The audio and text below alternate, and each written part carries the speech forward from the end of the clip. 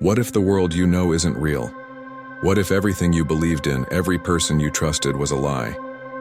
If this story interests you, don't forget to subscribe to our channel. Tell us about your stories and where you're watching from. In the rundown industrial city of Canesport, a once abandoned factory comes back to life under the cover of night. Miles Carter, a 29-year-old man with dark brown hair, piercing blue eyes, and a haunted expression, notices strange lights and eerie noises emanating from the factory during his nightly walks.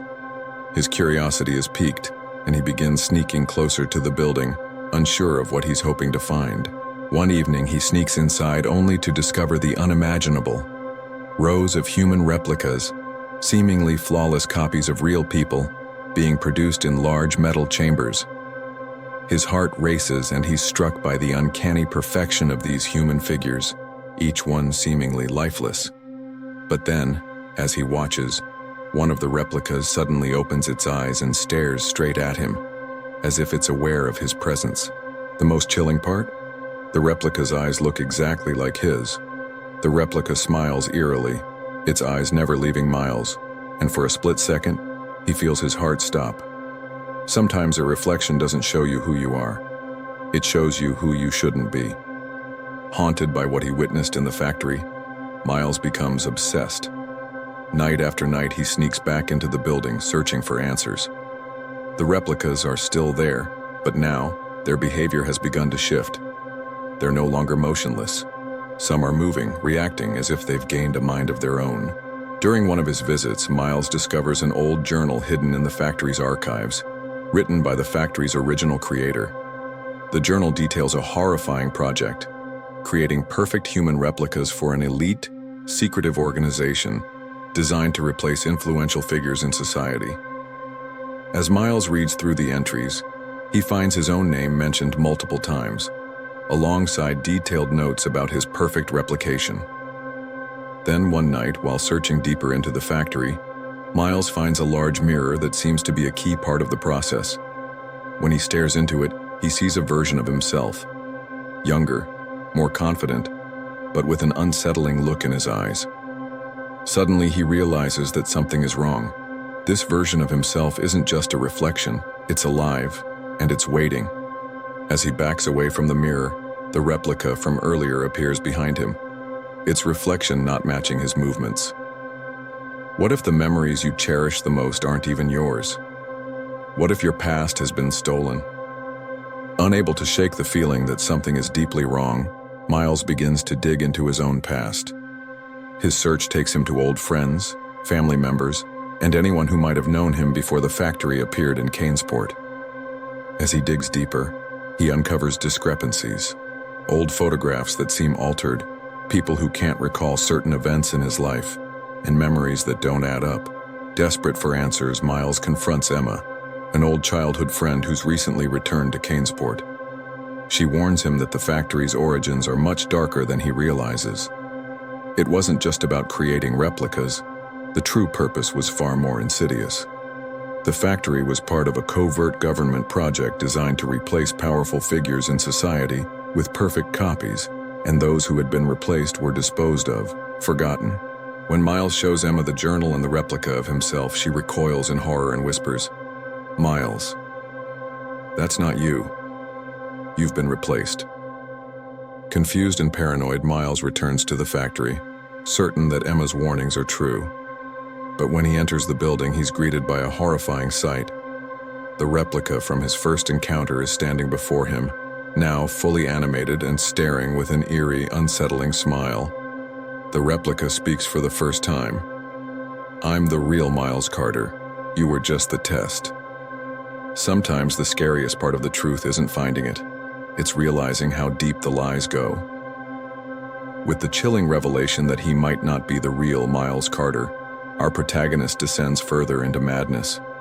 His mind is a blur of confusion and disbelief as he struggles to accept the terrifying truth. His identity, his very existence, has been manipulated. Emma reveals more about the factory's origin. It was never just a project to create human replicas. It was a secret government operation designed to replace specific individuals for a covert agenda. Miles himself was the prototype, the first human to undergo the replication process. But the factory's true creators had long since abandoned the project. However, the replicas never stopped evolving, and now they've grown intelligent. They no longer need to be controlled. They've learned to think and act on their own, and they've begun seeking out their originals to eliminate them and take their place in society. As the factory's machinery hums louder than ever, Miles finds himself facing an impossible decision. Can he destroy the factory and free the replicas, or will he risk being replaced once again by a flawless copy of himself? As Miles makes his decision, the sound of footsteps echo behind him. He turns around to find several replicas, each identical to him, advancing from the shadows. The worst part of a nightmare isn't when it begins, it's when you realize it's your reality. Miles, now on the brink of insanity, watches in horror as the factory's true purpose becomes clear. The replicas have begun to take over the world, replacing their originals and infiltrating society's most influential positions. There is no escape, not for him and not for anyone else. In a desperate attempt to stop the madness, Miles infiltrates the heart of the factory, where he finds a series of chambers filled with more replicas. The factory's creator reveals the most disturbing truth yet. The replicas were designed to learn and grow, and they've become far more advanced than anyone could have imagined. They no longer need humans to control them. As Miles searches for a way to destroy the factory, he discovers a hidden room, a room that holds the final, most terrifying secret. In it, he finds dozens of versions of himself, all frozen in different stages of development. Some have already been activated, others still dormant, awaiting the moment when they will take over. As he stands frozen in disbelief, he hears a familiar voice calling his name. But when he turns, he is face to face with the replica who looks exactly like him. When the truth is buried too deep, the only way out is to face it, no matter the cost. In the final confrontation, Miles is faced with a terrifying choice: destroy the factory and everything it stands for, or accept the fact that the replica version of himself has already taken his place. The tension builds as the factory begins to collapse around them, and the replicas fight to take control.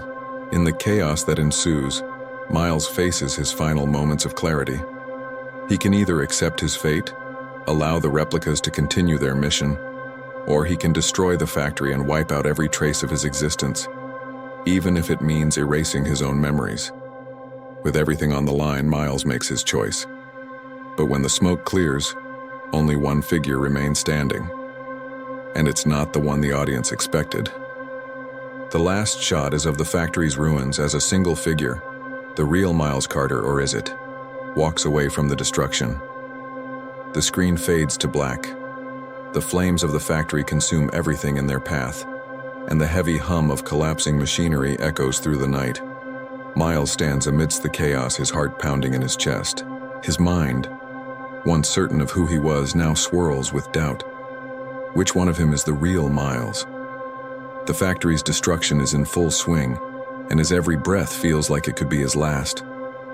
As he stumbles through the smoke, disoriented and on the verge of collapse, the figure appears, his perfect replica. The two stare at each other, each knowing that one must end the other's existence. Miles reaches for the switch that would end everything, but the replica smiles, a grin far too unsettling to be human. The final explosion shakes the very ground beneath them, and as the dust settles, only one figure stands in the ruins. The replica is gone, but who remains? The real Miles, or another creation? With the smoke still lingering in the air, a single unanswered question hangs heavy. Was it ever him? As the camera pans away, the truth remains hidden in the ashes, forever locked within the factory's dark, decaying walls. So which version of Miles do you think survived? Let us know your thoughts in the comments below. Was this all real, or was everything just another layer of deception? Don't forget to share this twisted tale with your friends, because the terror might be over, but the questions will never stop.